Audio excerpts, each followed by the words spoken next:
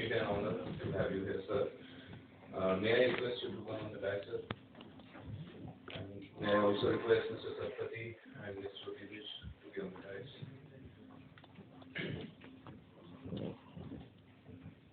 Just for the information, sir, we have around 60-65 people online also, so listening to you. We would like to honor you with a green certificate. May I request Mr. Rudivich, Deputy Secretary General, to present the green certificate to Mr. Valedictory. Sir, ma'am, please. Ma'am, please. Excuse me. Sir, please. Ma'am. Thank you, sir.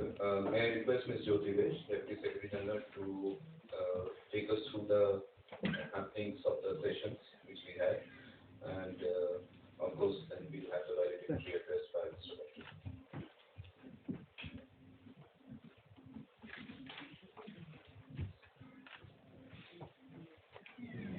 Good afternoon, everybody, and thanks for staying here, and thank you so much, Mr. Vatul, for joining us for this concluding session of the National Seminar on FDI and R&D. We've had very interesting sessions in the morning, sir.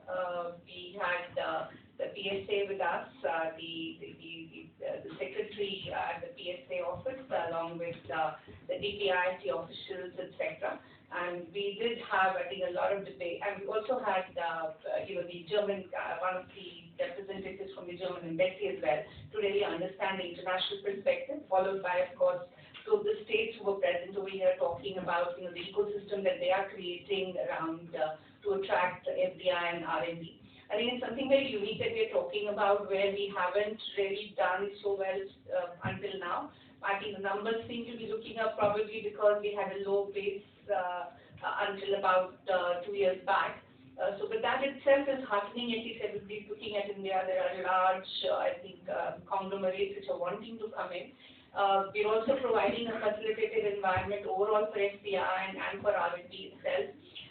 It's very heartening, for us, to see Prime Minister talking about innovation from the ramparts of the Red Fort on the 15th of August shows that government is really taking innovation and R&D as a very critical way for our economic growth. And to have PSA office come and talk about the framework that they're looking at for inviting FDI in this space is something very, very heartening again. And we're very fortunate to be partner with the PSA in this very important area. So as we see when the industry and the government really comes together, I think at least the first step in the ecosystem is complete, and we can now try and kind of add more and more industry and academia to this to help have the ecosystem which can invite larger FDI in this area. I think the states also did talk about the policies that they are coming with, and already states like Karnataka, etc., are doing pretty well. So if we have the state also follow the similar vision on innovation and R&D, I think we should be able to in this Amrit Kal, with innovation being seen as a very critical area. And with the state government and the central government both coming together along with the industry, we should be able to really crack this one.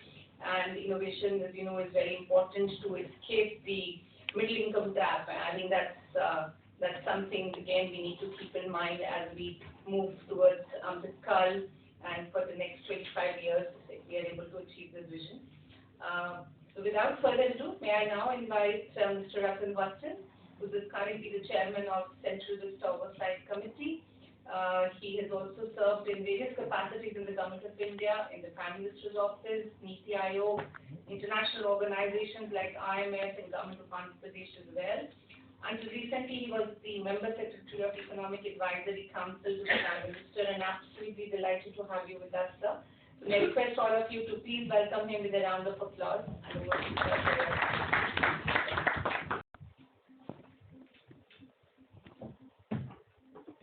Thank you, Jyoti, Deputy Secretary General, Preeti, also my former colleagues from the EAC, PM, particularly Mr. B. N. Sarpati and Shri Sunil Kumar.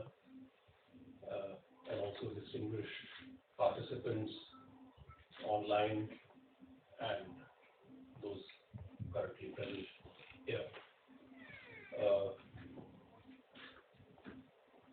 Well, at the outset, let me congratulate the Office of the PSA and the for taking this initiative in organizing this national seminar on FDI and R&D. Well, you may be wondering that what is the chairman of the Central Vista organizing committee doing over here at the end of your, which I believe has been a very interesting session. Well, I have been associated with science policy in my earlier capacity, and I've seen that the way it has been evolving, it is still in the process of evolution. And I'm glad that in the 15th August speech of the Prime Minister, I mean, this was given a due emphasis where PM said that, the Amrit Kaal of India, and the way we see ourselves in the next 25 years, will be driven by science, technology, and innovation. The topic of the seminar also is FDI in R&D, and looking forward how to make India an R&D hub. I will tell you upfront the objective of my talk. I have about 20-25 minutes. I don't know if I'll be able to do justice. I could talk a lot on this subject, but I'll just emphasize three things, and I'll try to elaborate on them as I go along. Number one, we must, while we are talking about R&D, FDI and R&D, which is a very unusual phenomenon, which I'm glad the PSA's office and Mr. Satpathy have looked at and analyzed. We must also distinguish between what we called gross expenditure on R&D, GERD as it's called. In fact, in the EAC to PM, we had come up in 2019 with the first report on the R&D ecosystem and the expenditure ecosystem in the country, which I think was a pretty illuminating report. So as I said, we have to distinguish between GERD, FDI in R&D, which could perhaps be a subset of GERD, and also another thing which we keep talking about, which is investments which are going into startups. Now, startups could be business startups, it could be all kinds of startups, but particularly what I have in mind is S&T startups, science-related or technology-related startups. Now, to understand this evolving ecosystem, first I think these have to be measured nationally, how much they are. You keep reading, it could be this much, it could be 0.7% of the GDP, $40 billion were the startup amount which was available. Reports came out in January. But if India has to be a hub for R&D, these 3 or 4 factors, how we measure it, how we see it, is very important. The second point I wish to make is we are also awaiting the Global Innovation Index report of the WIPO. I believe it's going to be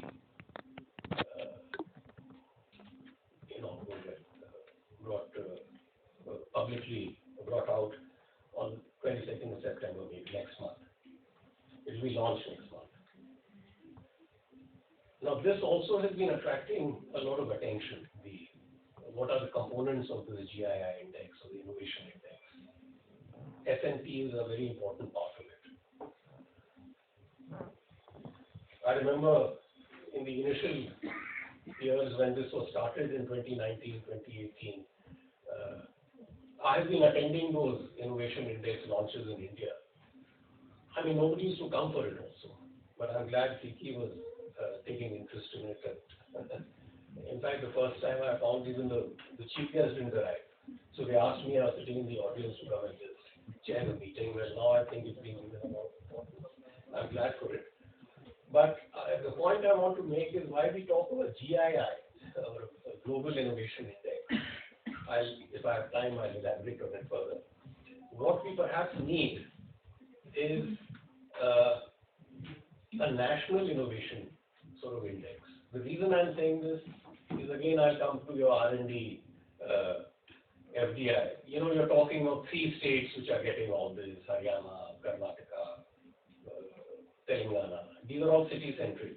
When we say these states, it's really Hyderabad, Bangalore, Gurugram, you know. But perhaps we might have to develop an index for the country where we see, well, even Nagaland should be a part of this process. There should be something there where, and this index need not be a copy of what the WIPO is doing. It could be something very local, which could be looked at by the PSA and his colleagues. And the last thing which I just wanted to mention, as I mentioned, I've talked about 3 things. If India is to become an R&D hub, we need a very clear-cut, transparent STIP policy, Science, Technology, Innovation Policy, which already I believe is on the cards, at least when I was there in the PMO, in the PM's advisory council. A lot of work had been done. I've given some views.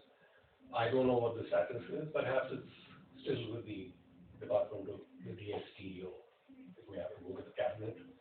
And I think through seminars like this, still, you know, these policies are put on for public opinion.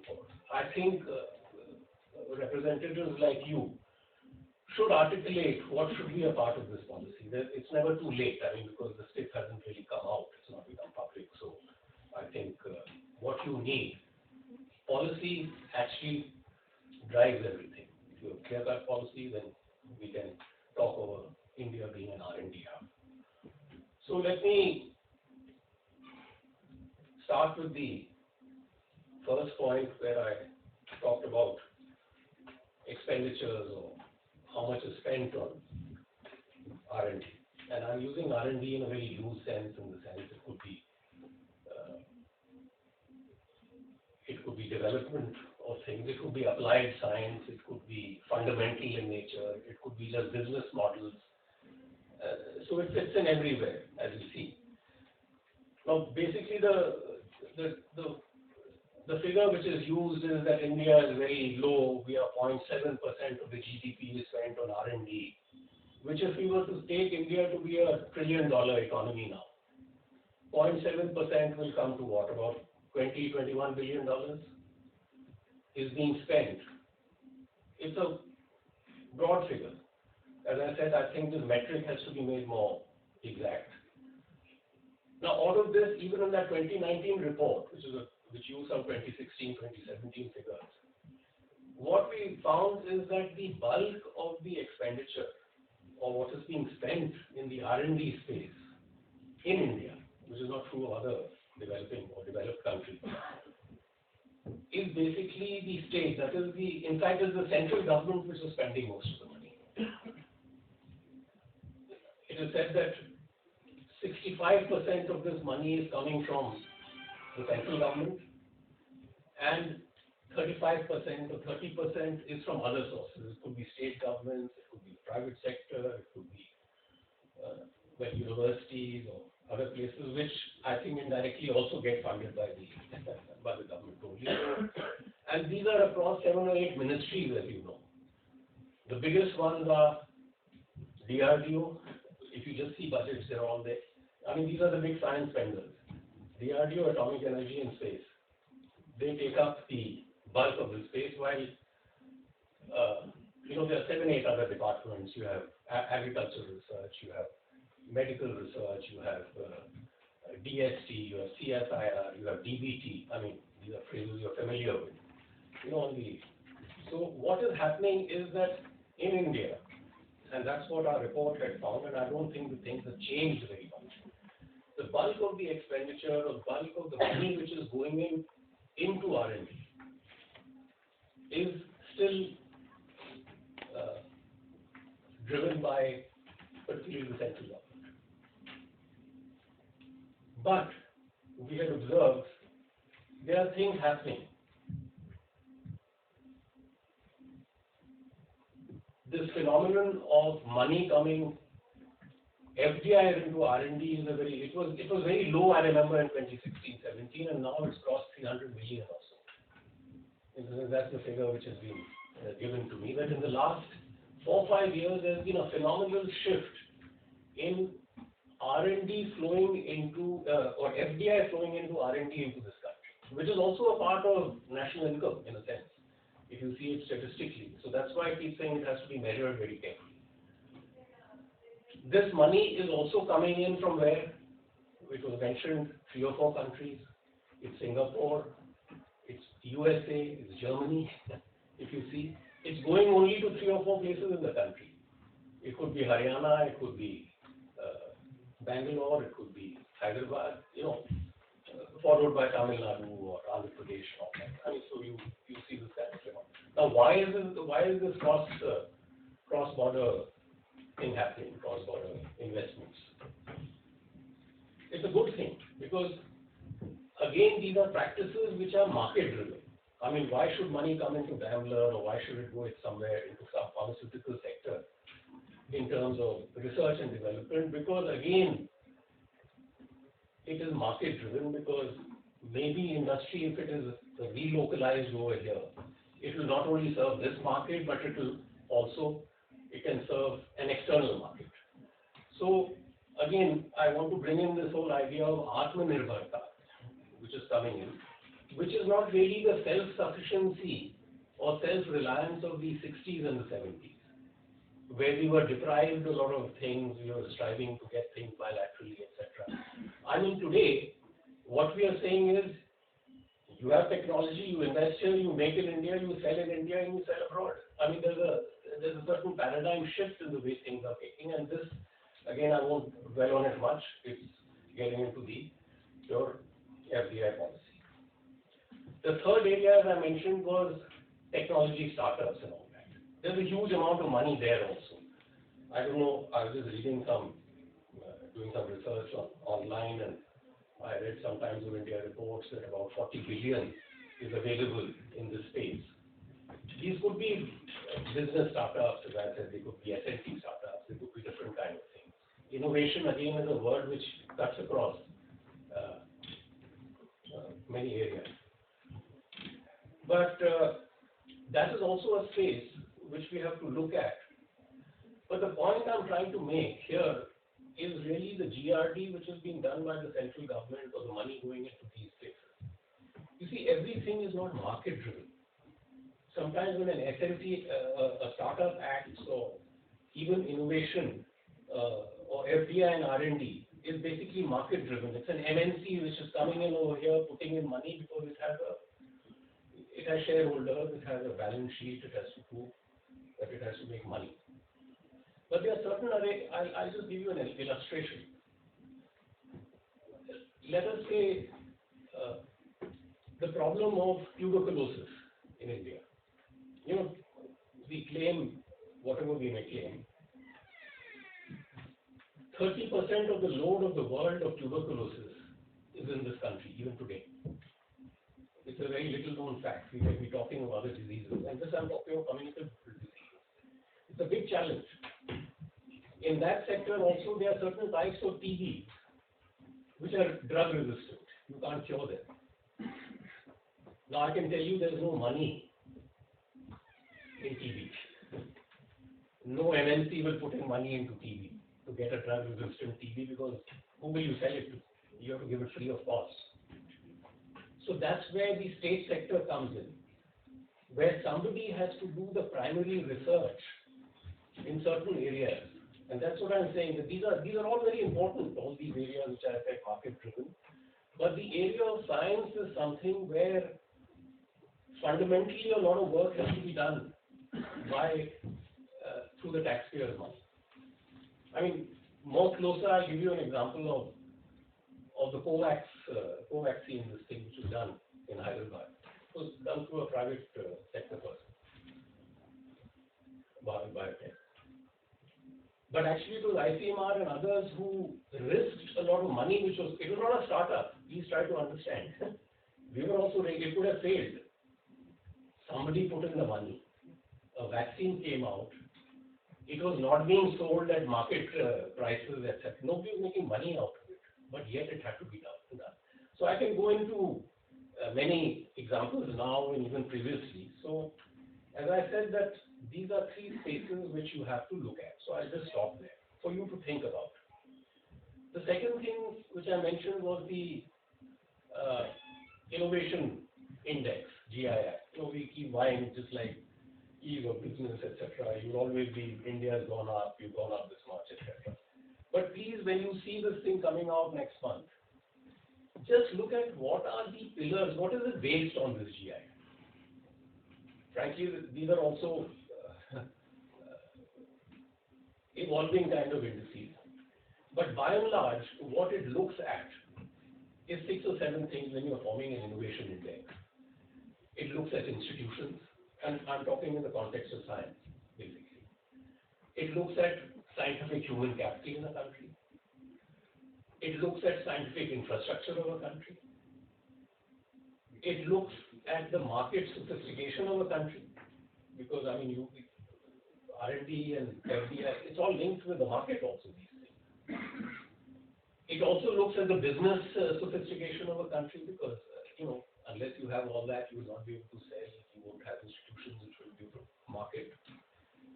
And then there is this whole aspect of knowledge and technical output of a country. You may have IITs, you may have NITs, or you may have other scientific institutions. What are they producing? Again, in more granular sense, it could be, are they doing patenting, are they doing publishing, that kind of thing which you're getting to. I'm just talking generically. But if you look at the GII of the WIPO, this is what it's talking about. And last one is creative output. How creative is your scientific environment, or are you just a copying environment? Why is it that Switzerland is always number 1, or Singapore is number 3, or USA is still somewhere on the top? Creativity. And all these 6 or 7 factors are interlinked, and that's how this GII index is worked out. But as I said, that since we are getting into this space, and I see that there is a huge opportunity which awaits us, especially in the changing geopolitical environment in the world, we actually need to have some sort of a national innovation index of our own, which sort of puts cities against, or cities or states against each other, not in a competitive bad way, but basically it would be encouraging. What is the factor that Hyderabad is coming up and someplace else is not? After all, science should grow everywhere. So I leave that thing there. Last, of course, is the SMT policy. You see, a policy should never be, it's not a wish list. It's not a wish list of scientists. This is what I need. I need this much money. I don't have this money, so I can't perform. I've been finance secretary of this country. There's a limited amount of resources that we have, which have to be shared by everybody in terms of priority. Even within science, there are priorities. As I told you, there are 7, 8 departments. The priorities are very clear. I told you, out of these 7, 8 spaces, who gets the maximum? Even out of the 65%, you even see now, I don't think things may have changed. Bulk of the money, whether it is in capital or whether it is in human capital. Even a scientist needs a salary. You will find that it is basically taken in by R&D in defense, R&D in space, R&D in atomic energy. And you are seeing their performances also. That is why you're landing on the dark side of the moon. Or you're doing a Mangalyaan or a Chandrayaan. These are all consequences of these investments. So the country has to also prioritize. Money should go into agriculture. There was a time in the 60s, I've lived through that period. As a young child myself, after the 65 war, I was eating in our house PL 470 rice, wheat, which used to come from America. And, we were getting grants of rice which were being given to us. And within 2 years, because of an input of science and technology by the state, in universities, in the creation of like Pantnagar, Pusa, I mean the whole scene changed. So I'm saying policy drives a lot of things. So I think this strict policy which is being contemplated now has to be one which has to be absolutely robust, and that is the only one which can actually deliver into the future. In fact, one of the things which I mentioned to Mr. Satpathy and even the previous PSA was to look at the Chinese, what is called the MLP, the medium-term science policy which they started in the 70s, how they invested in FNT and where they got. So I will stop here in the sense that I think I may have gone beyond my time. Again, to repeat, I just mentioned that I wanted to talk upfront to you about 3 things. One was measuring what is R&D correctly.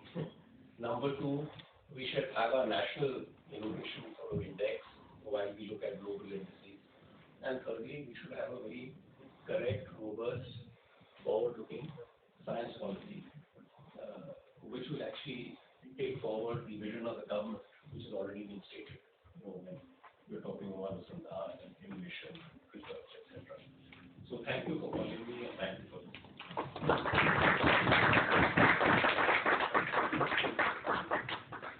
I'm proud privilege to propose a vote of thanks, but no word is adequate to thank Mr. Vatsal. I think he agreed to come here for Valedictory. That itself is a growing testimony of his interest in the subject. In fact, we had the privilege of reviewing 2 very important documents relating to the payments in 2019 and to third year in this venue itself. And he was sharing that. Actually, today you see where there is a payment in the ecosystem. We hope that with his presence we'll be able to make a similar kind of halo R&D in the next 5 years. I thank Jyoti ma'am for her kind touching here, Mr. Sumit Mohan, Mr. Panda, Chetan, and all of you who are here, who have actively participated in the discourse throughout the day today. I think the word of applause of the media also for taking note of all this.